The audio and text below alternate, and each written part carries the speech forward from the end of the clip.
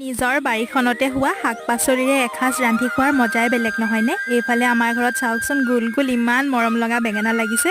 মই বোলো বেঙেনাকেইটা ছিঙি লৈ আজি পেটুৰ সৈতে বনাই খাম। লগতে আকৌ ঘৰৰে জলকীয়া জোপাৰ পৰা কেইটামান জলকীয়াও ছিঙি লৈছোঁ। জলকীয়া জোপাও এইবাৰ প্ৰথম লাগিছে জানেনে? আমি দোকানৰ পৰা যিমান পাচলি কিনি খালেও এই যে ঘৰতে হোৱা পাচলিখিনি, সেই পাচলিখিনিৰ সমান সোৱাদ লগা হ'বই নোৱাৰে নহয়নে বাৰু?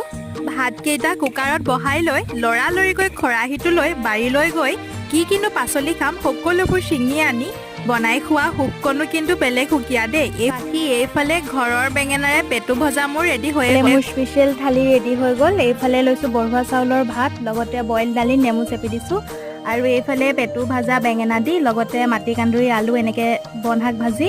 আৰু এইফালে আছে এইটো ওলকচু ঠুৰিৰ পিটিকা। এইটো খাবলৈও বিৰাট বেছি ভাল লাগে। তাৰপিছতে এইফালে আছে অকণমান, এইটো হ'ল বিলাহী আচাৰ।